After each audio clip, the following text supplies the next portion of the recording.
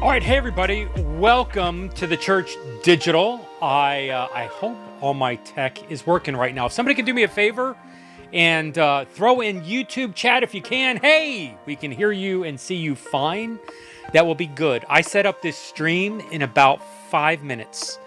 Long story short, I have been on the road a lot today. Lots of meetings, lots of conversations, lots of exciting things happening.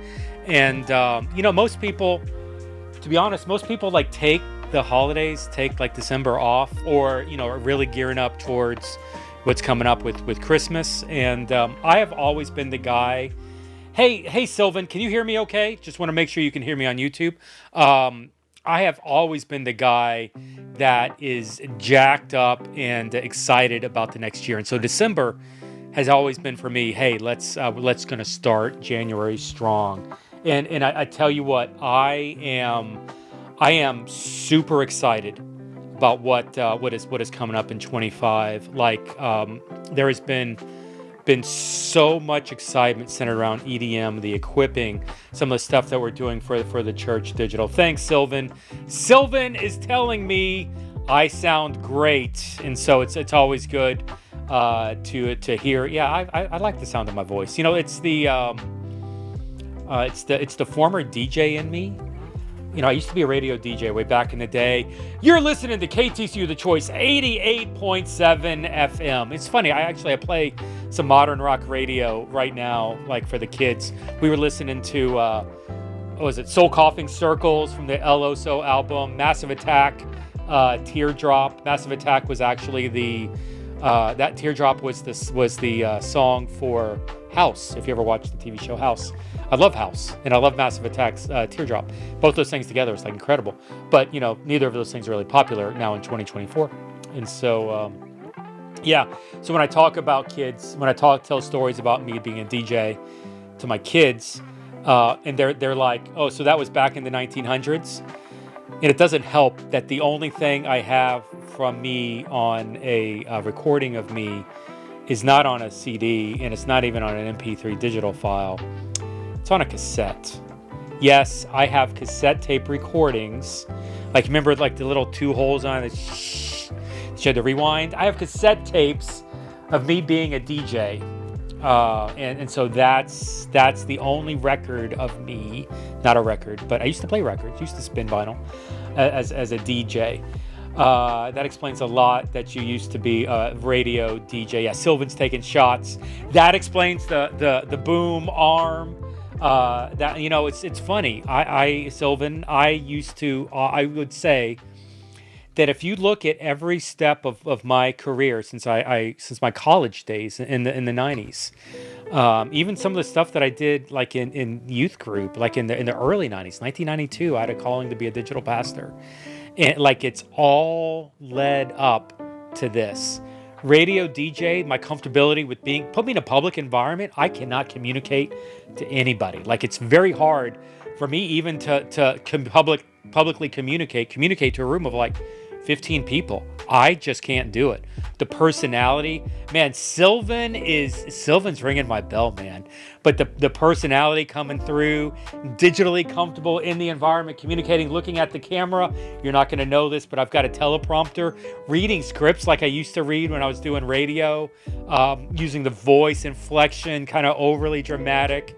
Yeah, that is 100% radio DJ. And so I was actually in the radio DJ guy days. I was the trainer. Like when new people came in, Jeff, you got to teach these people the systems and the processes. And so I was constantly replicating. I'll never forget this. And I do want to talk. I am fired up. And when I'm fired up is when I get random. And Sylvan's taking me down like a road I don't want to go down. But I'm going to go down it anyway because I'm fired up. And therefore, you're getting the unfiltered version of Jeff. So there were 2 phones. I would sit by the way, I was the modern rock DJ. I worked weekends.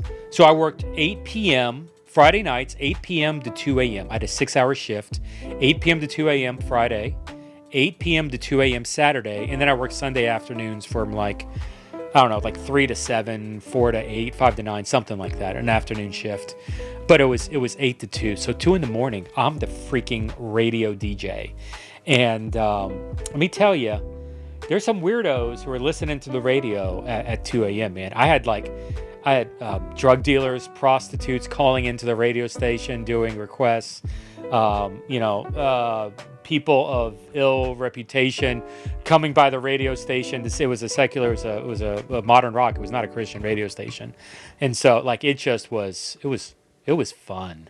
Got to meet a lot of the world, let's just say it that way, being a DJ at 2 a.m. in the morning on weekends. But there were 2 phones.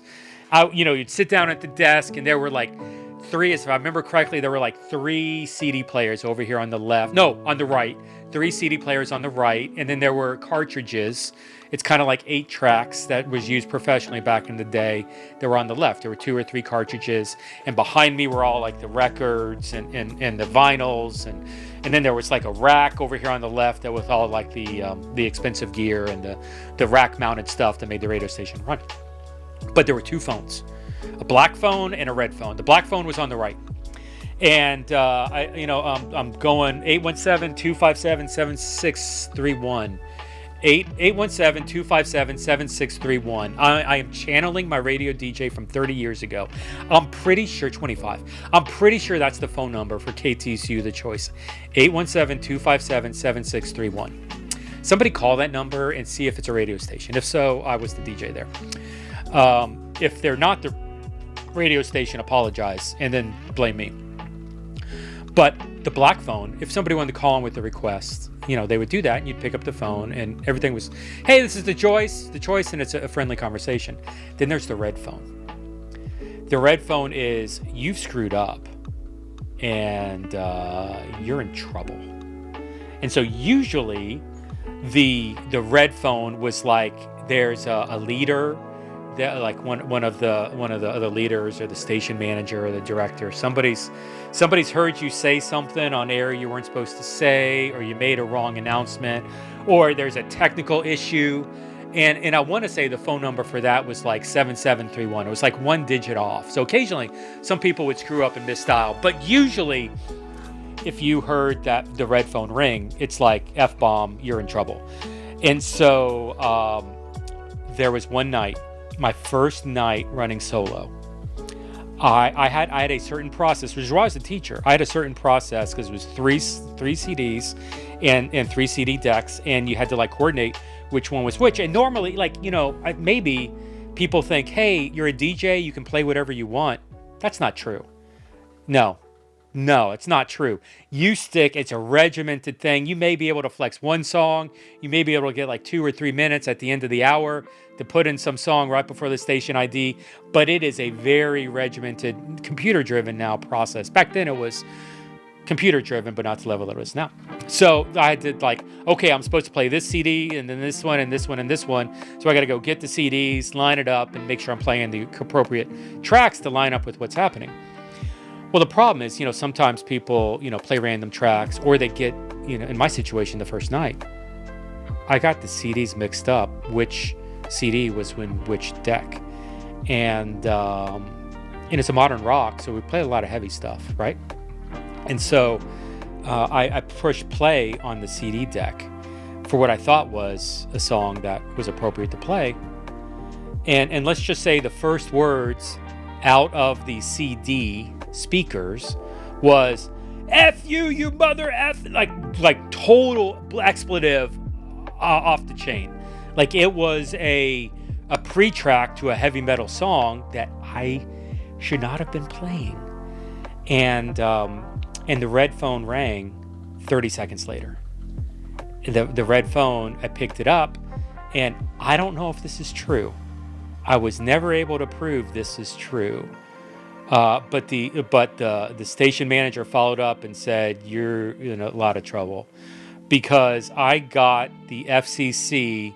Evidently somebody reported it that quickly, or they just happened to be listening at the same time. Maybe they pulled a prank on me because I never got arrested, but I ended up getting flagged by the FCC, and they called to object. They ran me through the whatever, I had to call and apologize. 5 minutes later, the station manager's like, "What did you do?"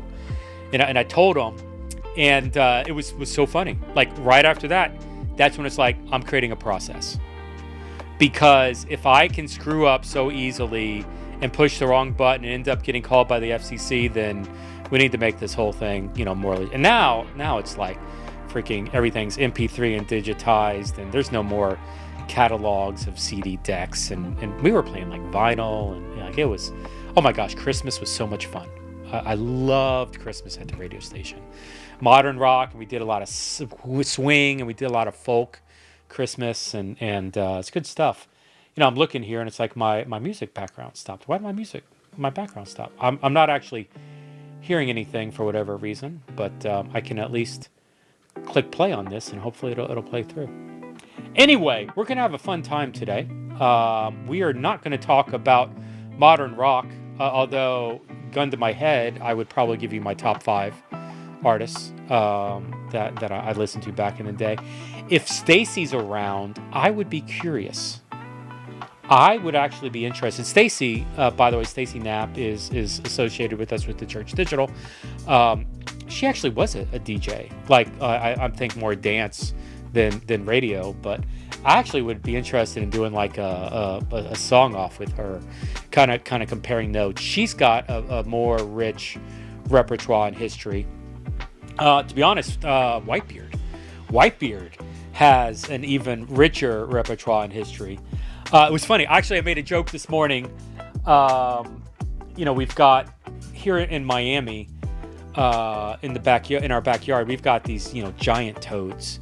And, I think, I'm not sure if this is just a Miami thing, but like if dogs lick these giant toads, there's like some poison that gets into the saliva and you can kill the dog. It's the toad's defense mechanism against the dogs. And so my wife was like, don't let the dogs out back because this giant toad is out there. And both dogs are asleep on the bed right over here. And so she would tell my daughter, be careful when you let them out, like make sure they stay away from the toad. And I jokingly said to Caitlin, if they do get near, the dogs get near one of the toads, just throw a wet sprocket at the dogs and everything will be okay. Toad the wet sprocket. Anybody? Bueller? No? Okay, just me. And so I said that to my daughter, and my daughter's like, is that some reference I'm too young to understand? It's like, yes, that is exactly what that is, Caitlin. And my wife's like, ha ha. And yes, I got to be a dad in that moment. Hey, but I am really excited. Melanie is saying here in the stream, maybe I should do a DJ. You know what? I jokingly said this to Andy. Like, I would be interested in getting into Discord or maybe doing it through YouTube and just like streaming music and creating like a workplace playlist. Like, I'm into lo-fi a lot right now. That's my vibe. That's my jam. My daughter is doing this like chill thing that's really resonating with me well. And so like we're all in that lo-fi chill vibe kind of deal. And so unfortunately I would probably do a lot of that. I love Christian music, so to speak, but praise and worship and things like that, I like a lot of that live. To be honest, I don't, in recordings and studios, I don't listen to too much of that anymore. Like when it's so funny when they play at church, when they play a new song, they're like, oh, it's from so and so. I'm like, I have no idea who that is. I'm actually in January. We just saw Chris Tomlin play, and not in January, like in November, here in Miami, in Fort Lauderdale, and like that was cool because that's like my college. Chris Tomlin when he's with Passion, and then when he went to Austin Stone and got started down there, and like that was like just me and my wife. We were like belting out songs from 30 years ago, and it was glorious. And then it was, but now there's Toby Mac. We bought tickets for Toby Mac in January at the same venue in Fort Lauderdale in January. And so I'm excited about that. because it's Toby Mac, and I get to do like I get to relive my DC Talk days. And my kids are like, no, Toby Mac, and they're like quoting all these new songs. So I'm like, I have no idea what you're talking about. And my wife's excited about the opening act of Toby Mac that I've never heard of. That, once again, it's like, I'm sure, I don't know, but it's cool. I watched my son do a Toby Mac rap once. On I think it was a Christmas musical in front of like the entire school and parents. Like it was that Christmas school musical, and he literally stood on stage and did a rap. Just someone with my genes stands up on stage and raps. Like, think about that. Just swallow that for a little bit and enjoy that thought as we're going through the conversation here. Anyway, guys, I am. At some point, I'll actually get into it, but I really am excited about the road ahead for the Church Digital. I love this time of year from a Church Digital from an organizational standpoint, because so many of the churches and the missionaries, like, they're slowing down for the holidays, they're taking a breather, or they're gearing up for the Christmas break, and so it's for the Christmas services. And so they're really focused on what they're doing. But, there doesn't seem to be like a lot of energy within, outside of the physical church services, building up for the service. I always use December as kind of like casting vision, excited, praying about things, having conversations, seeing what's out there. And I tell you what, I am really excited. Yeah, I'm going to turn off the DJ stream thing because, that's nice, but I'm not that excited about a DJ. I am excited, though, about the idea of equipping and mobilizing digital missionaries. So we've been running an experiment without telling many of you. It's called EDM, Equipping Digital Missionaries. Jason Morris and I, we were a digital discipleship organization, a digital church planting organization. Like, we were kind of, let's call it undefined. We were trying to do too much. And if Barbara did anything in our lives, she taught us to niche smaller. No one is ever disappointed by niching too small. And so we went down that road in early 24 and decided that we were going to be a digital missionaries in the agency. And so we created a cohort material, a course that is designed to help people realize and become a digital missionary. And so, we're connecting with people from all over the planet.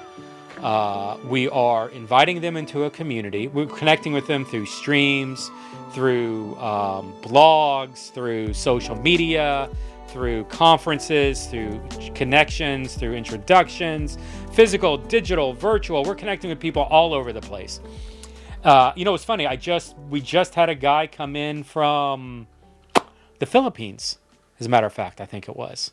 And I asked him, well, how'd you get connected with us? And he's like, oh, somebody pointed me to some of your YouTube videos. And so YouTube, a connection, one of his friends pointed him to a YouTube video, which took him to his website, which took him to Discord. And that's where he's hanging out with us, over in Discord.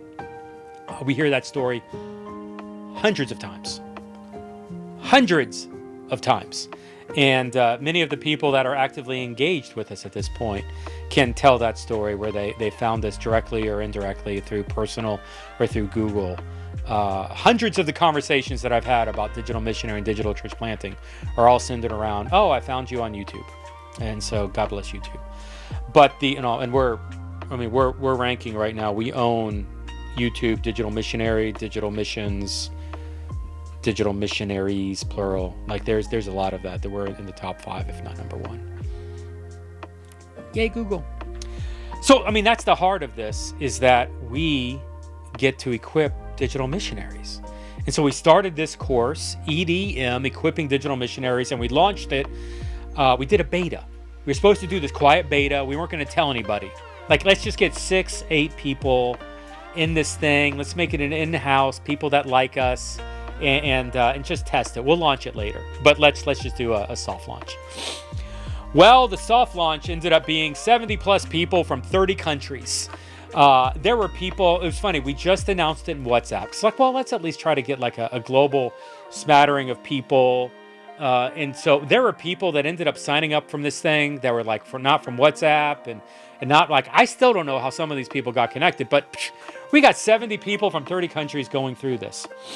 And so like the cohorts are going phenomenal. I'm so excited about what's coming up in the road ahead in all of this Equipping Digital Missionaries course. We've got another cohort that we're launching in January.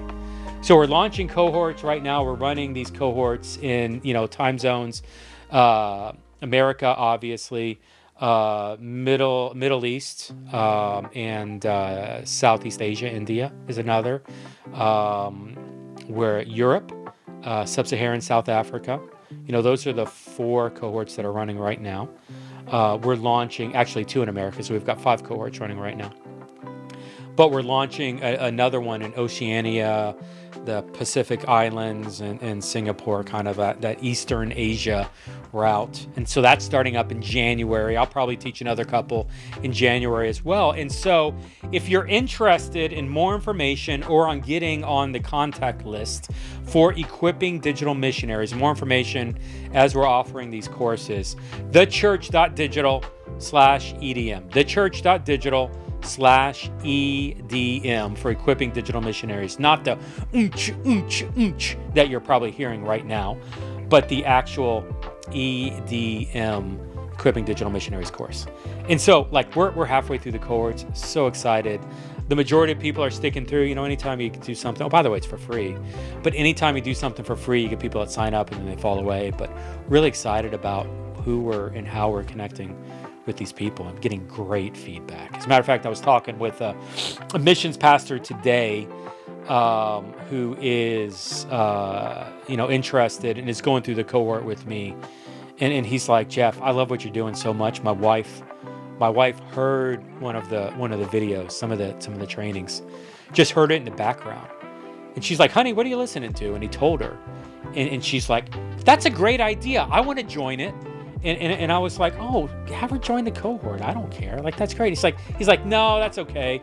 I just forward the videos from my WhatsApp account to her WhatsApp account, and that's where she watches it. And then we talk about it after the fact. Like, I relay the trainings of what we talked about in the group, and like we just have the conversation on our own privately.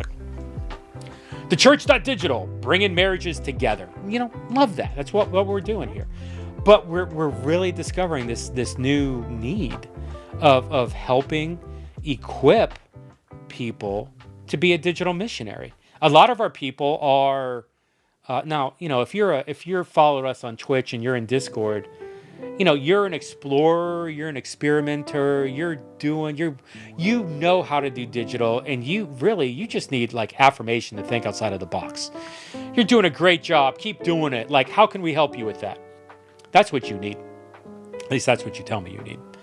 Now, what's interesting is the majority of those are US-based people, not making judgment. Globally, a lot of our audience are not digitally savvy people. Globally, they're more missionary people who are excited about the idea of doing digital to extend their reach within their region or connect with different people groups. And so it's really interesting where we've got 2 different really client profiles, 2 different audience profiles that we're developing through the Church Digital. And at some point, we're going to have to like nuance these off and do something different. But right now, it's, hey, we're going to equip them through the EDM cohort. And there's going to be some other trainings we're going to come out with down the road. But for now, like, man, we're really excited to be doing this. But I had this realization. Hey, Jeff, come the end of February, mid-February, come Valentine's Day, when I'm on vacation, I'm actually going on vacation Valentine's Day. Jeff, the cohort's going to be over. What happens with these 70 missionaries then? What are we doing with these people? That's a great question. We've always said things like, well, we're going to equip and mobilize digital missionaries. And we did a good job equipping, or at least starting the equipping conversation. But this stream is brought to you in part by Muscle Milk. we're doing a great job of equipping, and I think we're building a framework for that. But I don't know that we've really figured out yet how to mobilize, how to help, multiply these people, support these people. And it's funny, there's a word that kind of floats around a lot, kind of in mission circles, and it's member care. How are we caring for the missionaries that are part of our network? And it's interesting. This was actually, I'm going to tell you how to find this video. Actually, I just got off the phone with Pastor Koko. I did a Google Meet with her maybe an hour ago. By far with the 12-hour video stream that I did back on Giving Tuesday, by far the interview that had me speechless, the interview that caused me not to sleep for a couple nights, the interview that had me wrestling with member care. And she's, I don't even know that she's part of the network, but part of it is, man, I'm like hearing, crap, there's a problem, we got to solve it. Long story short, and you can watch the video. It's on YouTube. Like you can look for the playlist that includes all the 12 hour. If somebody's on that can throw the link in YouTube chat, that'd be awesome. I don't want to take the time to find it, but it's Pastor Koko with the 12-hour stream. We just posted, 27 videos, and she's one of them. But we broke up all the interviews into smaller segments.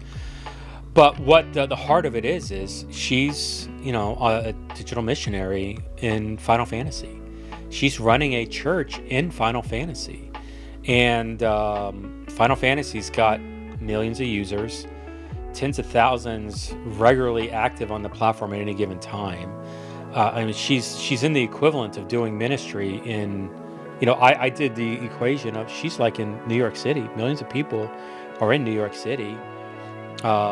Active access to tens of thousands at any given time, but she has no support whatsoever.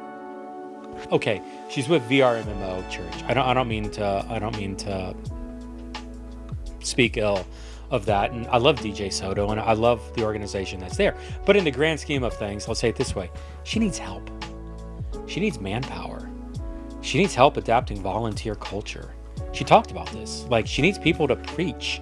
She was talking about how she wants to create impact videos, testimony videos, interview the people whose lives were changed to be able to show to others, to cast vision about being a part of this.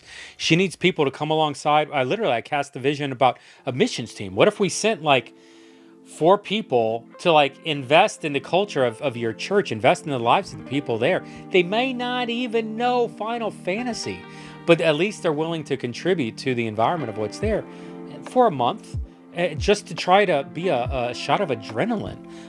What can we do? What resources can we send to Final Fantasy Church?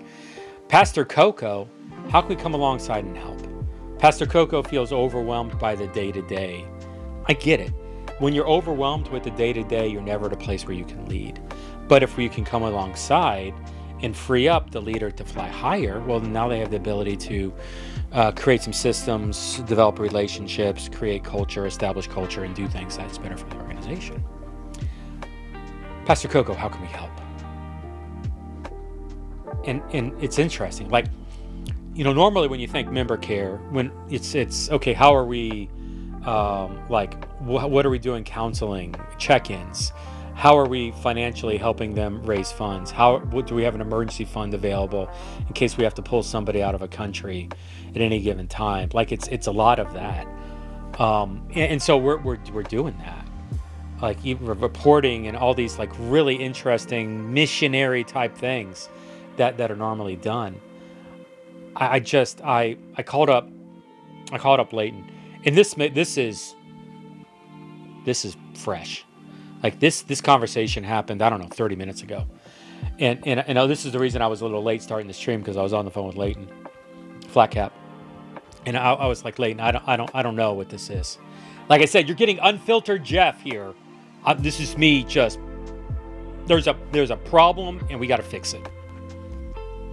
Our digital missionaries are going to run from this, have this problem. And if we can solve it for Pastor Koko, then we can solve it for others. And I'm more interested in using Pastor Koko as a guinea pig, as a beta, as a test case. Because if we can solve it for her, we can solve it for everybody. So let's solve it for her. Hey, Leighton, man, I don't know what your job title is going to be. I'm not in love with this, but like tangible support. It's one thing to be the relationship guy who's like, and I'm guilty of this. Like, this is not me taking shots at anybody. It's one thing to me to be the, oh, this is so funny. I'll say it this way. I have the word on my desk. It's written in red ink. If the way that I have this wired, I can't point a camera at you, but I will figure out how to do this eventually. I have the word in red ink, in red dry erase marker. My desk is dry erase. I have the word advocacy written on my desk. Advocacy is in my language, advocacy is a cuss word. Like, I honestly, I would prefer you F-bomb me than use the word advocacy around me. And part of this is my own baggage. People are going to be like, advocacy, and I'm like, running in fear. But it comes from this place of, I don't want to just talk about it. I want to help create solutions. It's interesting. I've told the story 3 or 4 times today. It feels like just the conversations are cyclical. God didn't tell me to plant a church. I actually, in my bedroom, I have a check written for me. It's in my name from my pastor growing up. His name's Tommy Watson. He died not that recently, maybe 3 or 4 years ago at this point, I believe. But before he died, he wrote a check out to me in my name. And in the memo, he wrote, when you plant your church, deposit this check. This is the first tithe. He believed that I could plant a church. And so I've had plenty of people have those conversations with me. I have planted between multi-sites and churches and digital churches and physical churches. I haven't even counted. A lot. I have helped others plant a lot. But it's interesting. Whenever I pray to God, this is as recent as several months ago. Went down this road again. I do it periodically. God, is it my time to plant? I very clearly, I'm not, you know what? It's almost like he's standing next to me. 2 words, no and help. No, it's not your turn. Your job is to help. And so when I hear Pastor Koko, Jeff, we need somebody to come alongside and teach, because the little time that I have available, I should be building relationships with people, not prepping a sermon. So if somebody can come alongside and preach for us in VR MMO Church, in Final Fantasy, or in VR Chat, or in Rec Room, that would be a win for our team, because then it eases the pressure off us for teaching, and instead it allows us to be more relational and lead at a higher level, so we can develop more systems and structures. Hey, does anybody need help on preaching? Would anybody like to step into a room preaching and maybe get some exposure on preaching in a hostile environment? Would anybody want to preach to a room filled with 95% lost people? Would that be an interest to anybody? Anybody? Bueller? That's just one area. There's this incredible opportunity. I'm not even talking about starting something new as much as coming alongside what's already existing. And if we can get Pastor Koko to succeed, the next generation can follow suit. If Pastor Koko struggles, the idea of doing something different, I'm not saying it dies, but it struggles. Because, somebody tried that and it didn't work. The church is... I'm trying to figure out if I'm actually going to say the word that's in my mind. This is an unfiltered. I will say it because I promised you an unfiltered talk. Today's church is a little bit of a coward. They face animosity They face discouragement, they face failure, and they stop. The experiments are short-lived. This is interesting. Oh my gosh, I'm just reliving today. Like, this conversation happened at 11 o'clock today. I haven't even gotten to the 7 o'clock conversation, 7 a.m. But 11 a.m. today, I'm sitting down with a missions pastor at a physical church. And the first thing he does, he takes out he's an Android guy. He's a green bubble guy. I like him. I respect him. But he's a green bubble guy. So we're going to get past that, especially with this story. And he takes out his Android phone. This is not an Android. He takes out his Android phone and he plays this video. Now, you've probably seen it on YouTube or LinkedIn or something. Maybe it's a 2-3 minute video.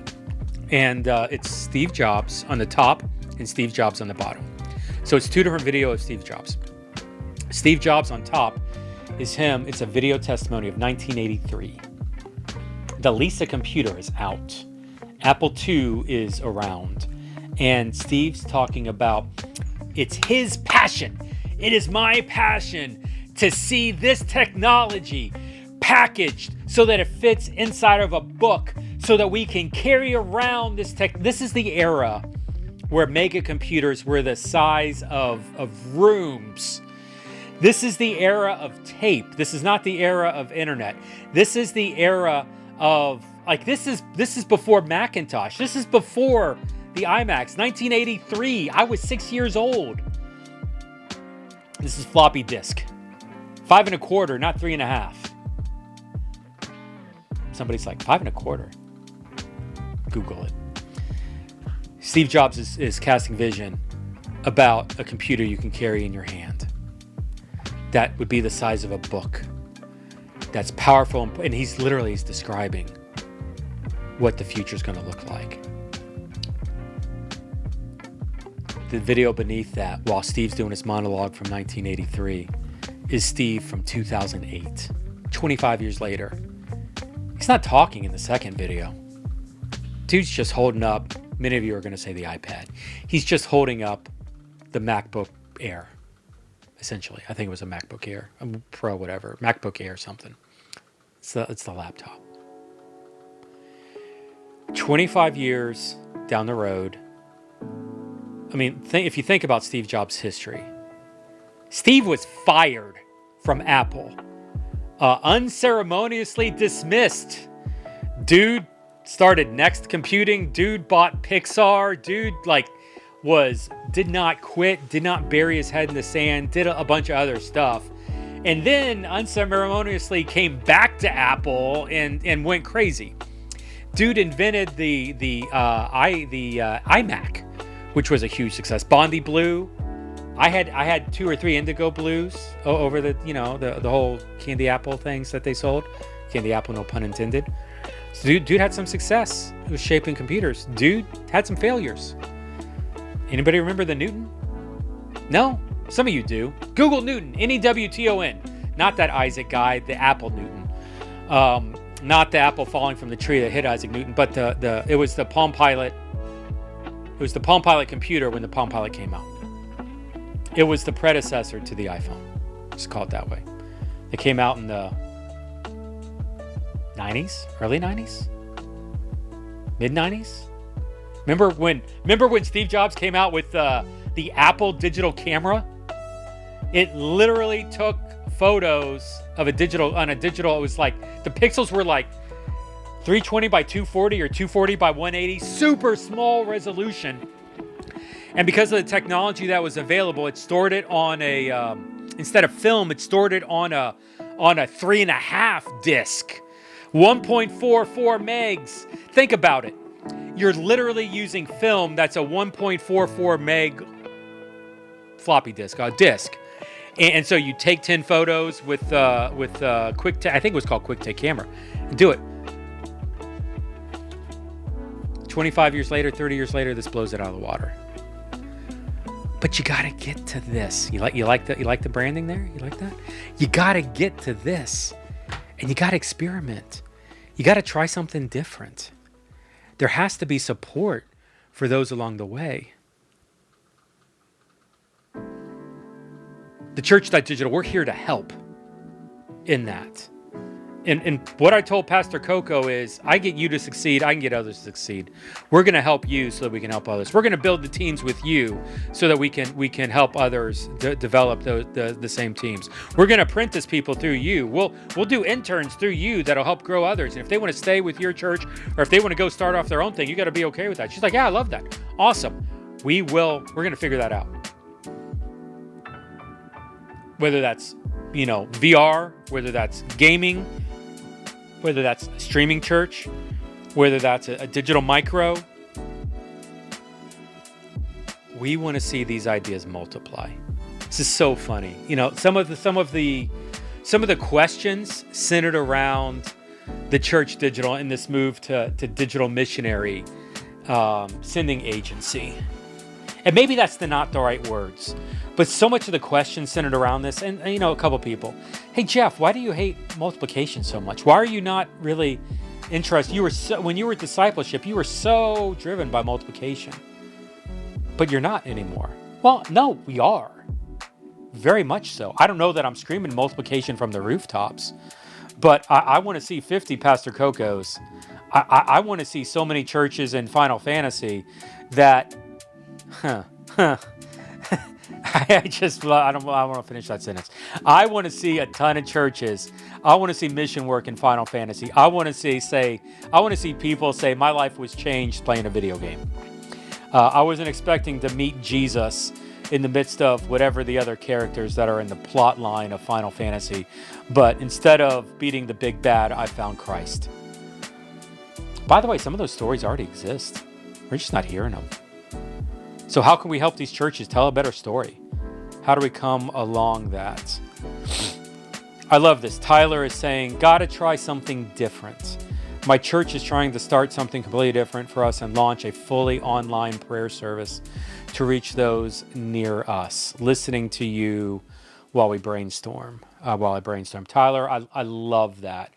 Prayer, to be honest, is one of the most untapped resources in context of church online and digital church. We don't pray enough. And what's interesting is there was a lot of research done in COVID 21-22. Barna and Alpha actually dug into this, where they found that people called to Christ were actually open to the idea of prayer services online and prayer online. So the idea of incorporating prayer to people that are called to Christ, they're open, they're receptive to that. They may not respect your God, but they respect you for caring enough to pray to their God or to your God about them and on their behalf. I meet with, to be honest, this is something that maybe we should be doing. As I'm telling the story, I'm convicting myself of this. I go out to lunch with a guy named Scuba Steve. Sneak peek, his name's really not Steve. And it's not Scuba. I don't know why I've called him Scuba Steve for years. It's a little bit of a crisis for me. But Steve's a good friend. I won't tell you his real name. But he calls himself Scuba Steve. Anyway, we'll sit down at a restaurant. And before we eat, Steve will say to the waitress or the waiter, whoever's serving us, hey, we're getting ready to pray and thank God for the meal and for providing for us. Is there anything we can pray for you for?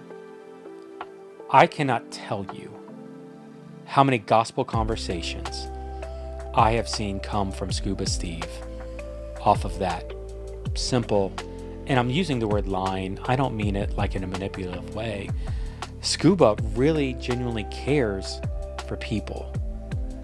I remember the first time I really was exposed to Scuba. I thought it was just a bunch of manipulative, humble jumbo, whatever. And one of my friends was like, go have lunch with him. So I had lunch with him. He did the deal. And, he told me his story. And he likes sharing Jesus. And like street evangelism type of thing, walking up to people. And I was like, man, I don't know that that's worth it. And he's like, do you think? And I was like, I don't know that God uses that. And he says, well, you want to put that to the test? Sure. Okay, Jeff, let's go. We're going to go walk over to the mall across the street. Mall here in Miami, Florida. And I want you to be brave enough to have the conversation with people. Okay. I will put you to the test, Steve. Hashtag God. Steve is not God, comma God. I will go up to random people and I will start a conversation, and I'm going to laugh at how many times I get F-bombed and I get to rub it in this guy's face. You know what happened? One mother cries because she had been wanting to find somebody who was praying for her son who's going through cancer treatments in another country, Latin and South America. There was like a college student who was trying to find somebody who could help give him purpose. He grew up in a church, but was struggling with something or other. This was like 10 years ago. I don't remember. There was a third conversation from another kind of college young girl who was like, I just want to find somebody I can talk to, a community. I'm really missing that. All of them got plugged into Steve's ecosystem. Yeah, okay, he connected with people in unique ways, but he also had a community in place to build a relationship ongoing. You know how many times I was F-bombed after walking up on the street randomly to people and saying, something to the equivalent of Jesus loves you? If you're listening and not watching, I'm holding up my fingers in a 0 format.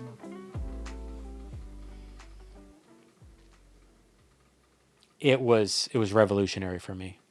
Changed my perspective 180 degrees.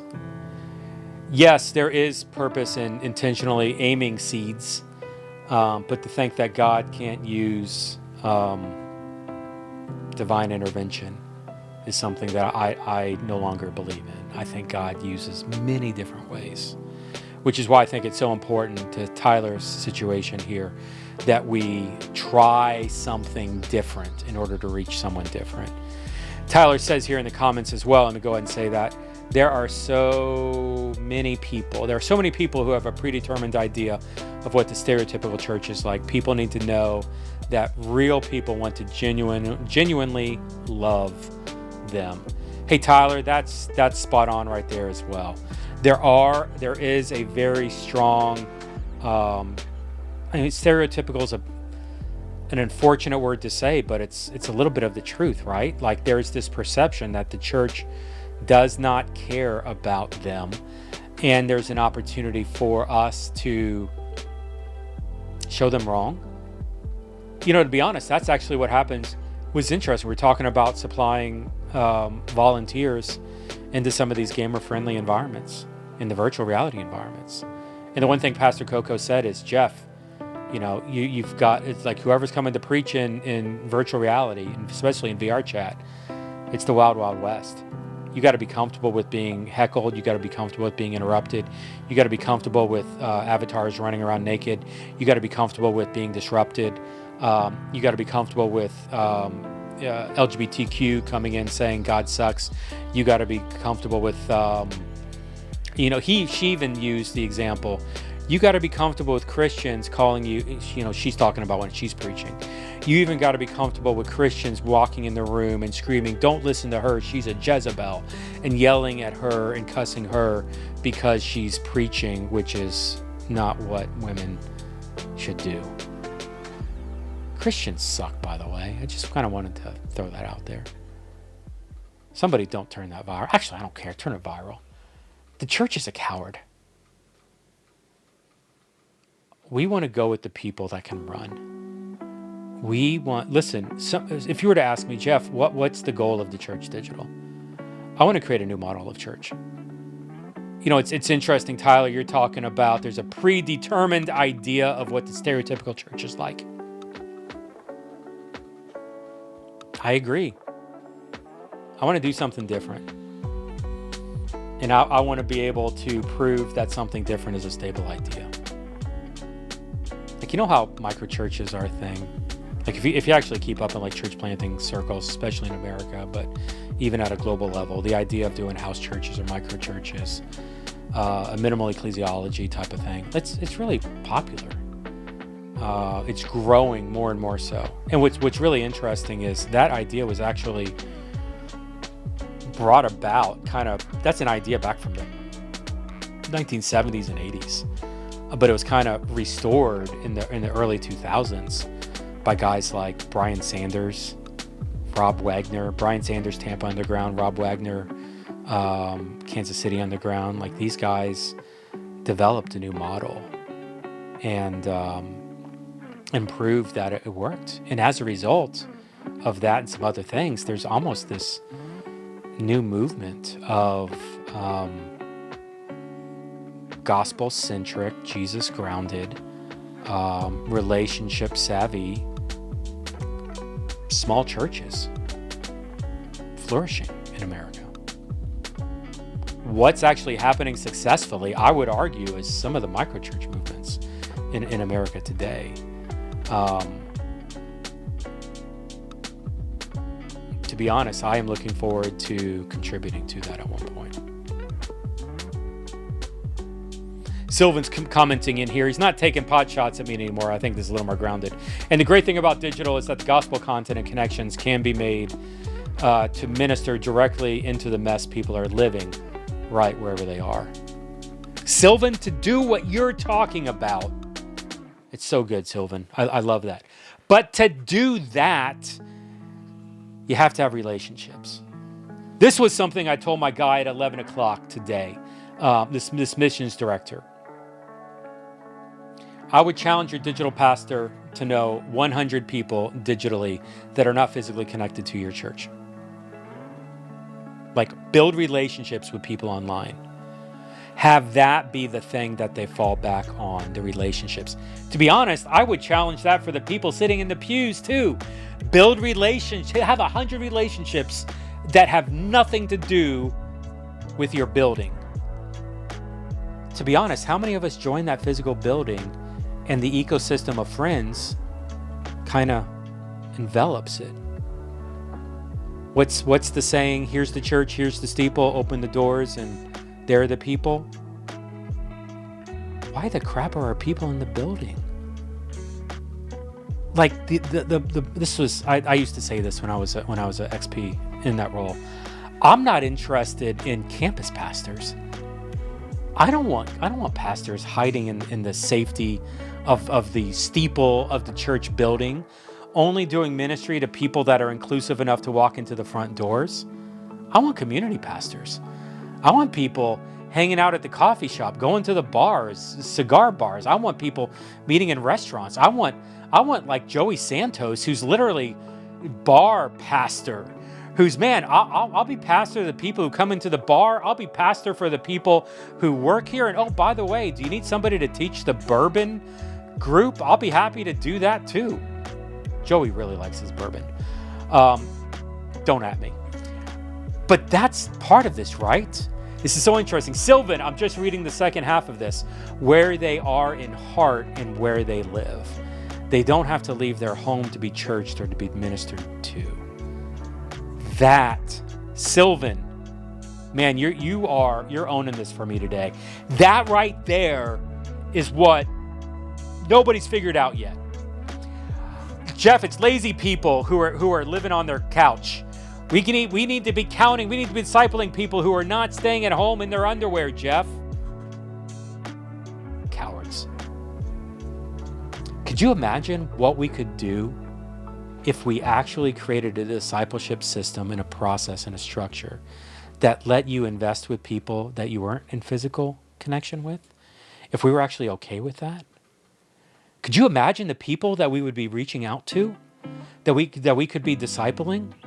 The people that could be part of our team. This is the thing I love about the Church Digital. I live in Miami, Florida. The best man for equipping and mobilization of digital church and digital missionaries on the planet, I would suspect, I believe in him that much, is Jason Morris. Jason lives in Dallas, Austin, Georgetown, North Austin, Texas. 22-hour drive. I've done it. A lot of I-20. 4-hour flight. Thank God. Thank God we believe in digital so that I can be working in my specific use case with the best man on the planet to help me design systems. By the way, I'm having a call with him at 4 o'clock on this exact topic.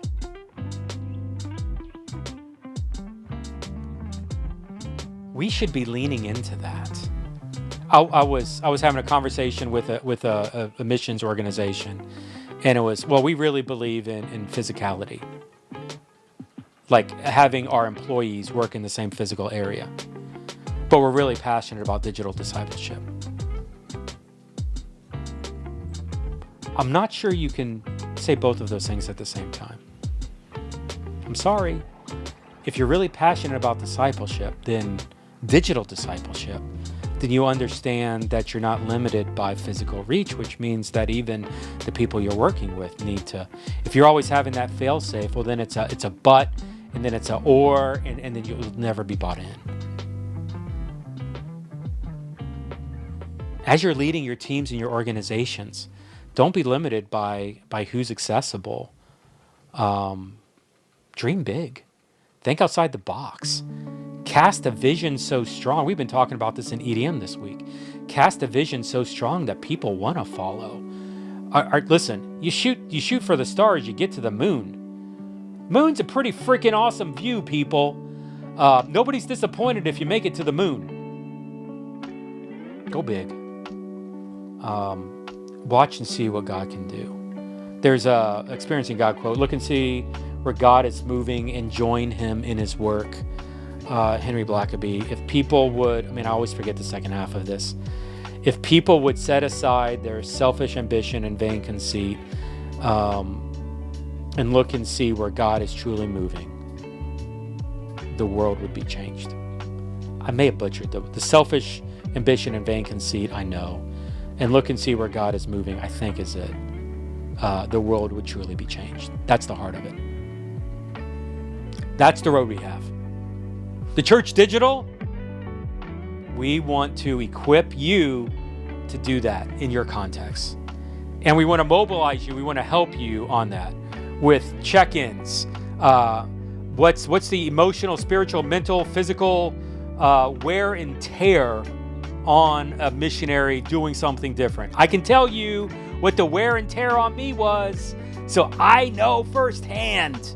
And I had somewhat of a support system through my parents and other spaces, but others don't.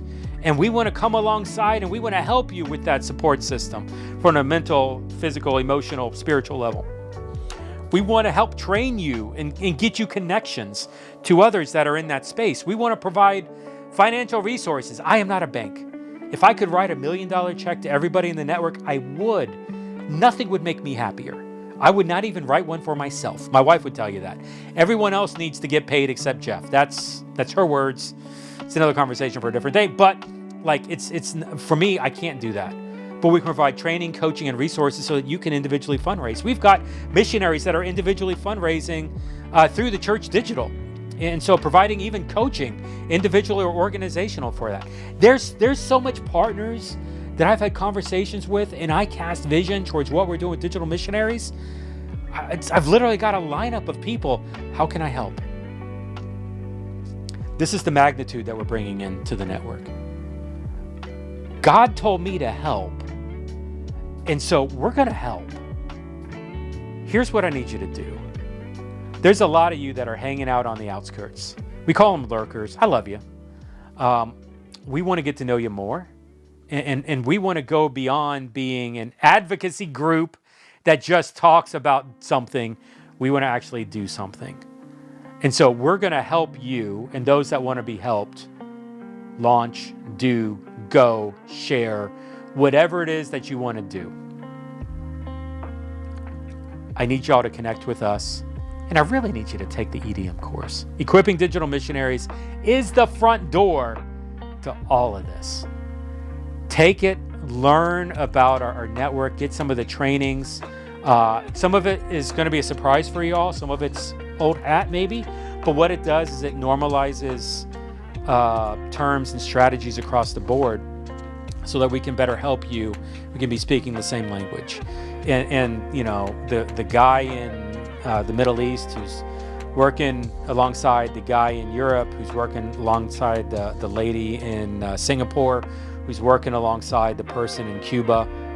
Dude, we're having conversations right now about Latin and South America. Oh my gosh. I can't yet. I'm about a month away. Oh man. I'm telling you, God is just sneak peek, sneak peek, sneak peek. Jeff, the road that you're on, don't be surprised if it goes there. And it may go there. It may not go there. But God is just showing enough to tell me, just keep helping. Just keep helping. The vision that you all have is powerful. It's immense. It's uncommunicable sometimes. It's overwhelming sometimes. It's a lonely road when it's not done well. Most of you, forgive me for overstating, and I actually have my EDM course in like 15 minutes, so I gotta wrap this up, so I gotta shift gears. Here's what, if you are like the typical person, okay?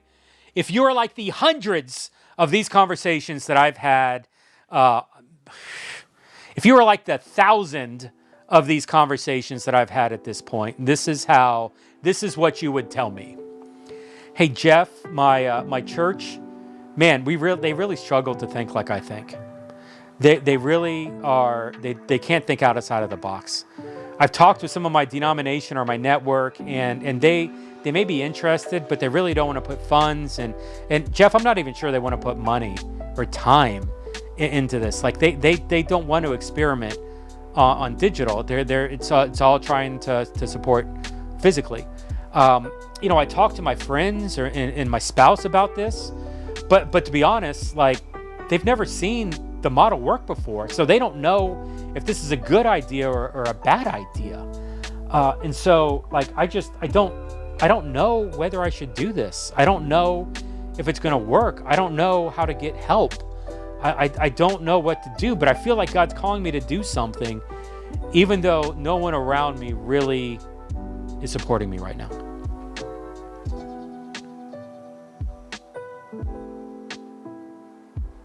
It's a lonely road.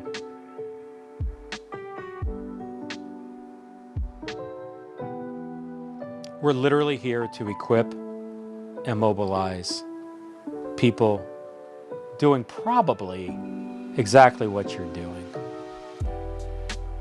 And if for some reason you are the 0.01% that's going to find the niche that I'm like, yeah, I don't know that I want to help this person do that, I will still connect you with someone who can help you figure that out. It's funny, in the grand scheme of churches that we've worked with, there have been, I wouldn't even call them a church. There were two planters. There were two that we were like, why don't you go, let me introduce you to this guy over here. I don't want to get into it, but one of them's the theology was so bad, like it was shocking. Like I told the guy, I was like, I'm not gonna help.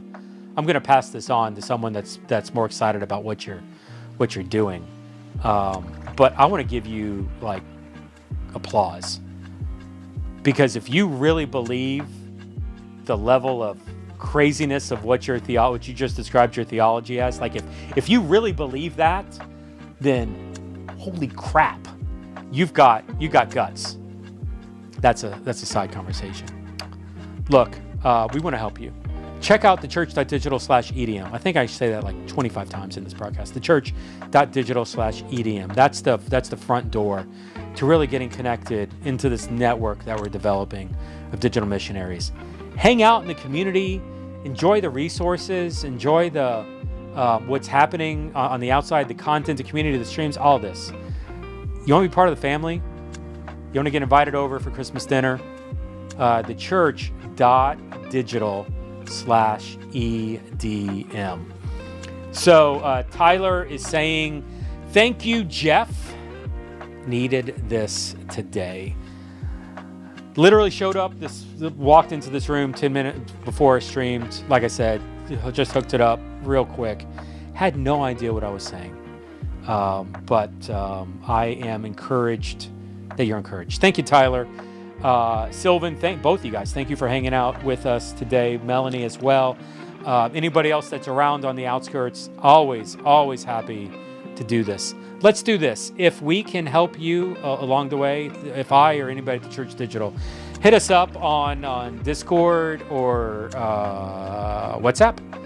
Discord.thechurch.digital, WhatsApp.thechurch.digital. Either of those in a web browser will take you to the communities, get you inside, get you invites, and get you going. But would love to connect with you more. Thechurch.digital EDM is the page that you should be going to in your web browser now and getting more information and signing up for EDM so that we can make you part of this network. We are building for digital missionaries in 25 and beyond. Know that we are praying for you and your ministry, that God would help you do something different and reach someone different. Well, cool. That's going to wrap for here. Hope it was fun for y'all. And I don't know. Is this the last stream of the year? Do I really want to go out with do I want to end 24 stream with calling the church a coward? I don't know the answer to that.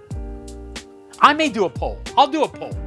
I will throw a vote poll out there. A vote poll, like there's other types of polls. Well, I guess there's like flag polls and other things. But let's do this. I'll throw a poll out there, and maybe I stream on Monday. Maybe I stream on early Tuesday. Tuesday's Christmas Eve. I don't know. Let me think about it. We'll come back to you. But for now, I'm going to land the plane. For whoever else, Melanie wants to know so she can update the event board. I appreciate that, Melanie. I feel your pain. But for everybody else, this is Jeff with the Church Digital. Thanks for hanging out with me today in my unfiltered form. And we'll talk with you all later. Have a good one.